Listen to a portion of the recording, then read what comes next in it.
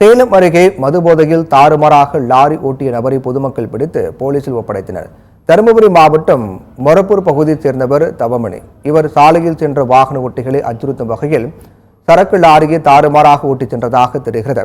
பொதுமக்கள் மற்றும் வாகன ஓட்டிகள் லாரியை நிறுத்தி கேட்டதற்கு மதுபோதையில் இருந்த தவமணி தகாத வார்த்தையை பயன்படுத்தியதாக கூறப்படுகிறது.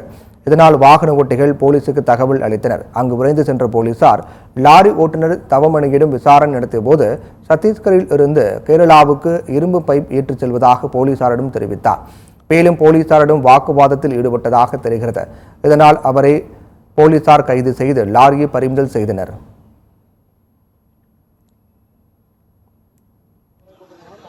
சார் எவ்வளோ சார்? அதெல்லாம் பாயிண்ட்ல வந்துருக்கோம். இதுக்கு 5000 மொத்தம் 25,000 பணம் கட்டணும். அது தெரியும். இதெல்லாம் ஏற்கனவே பெங்களூர்ல கட்டணும்னா நீ இங்க இருக்கு, நான் மொத்தம் இங்கே சுத்தனால இது 5000 பணம் கட்டணும். அவ்வளவு பேர் வண்டி எடுத்து வரீங்க. சொல்லு பாஸ், நீ கச்சாவது அவளை ஏன் பேசுற? கச்சாவது அவளை அவையா நீ பேசுற? நீலாம் இவத்த ஓட்டுற, இந்த ஊர்ல ஒண்ணு ஓட்டுகிற, நான்லாம் இந்தியா மொத்தம் ஓட்டு வந்தவன், ஓடணும் வந்தவன். இந்தியாரம் ஓட்டுக்கிறேன், அவன்லையும் கேட்க முடியல. ஆனா நான் பால் தாங்க, நான் ஓப்பனா சொல்றேன்.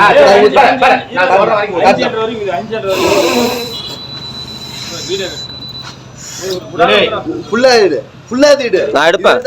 நீ பாரு, எடுக்கிறேன் பாரு.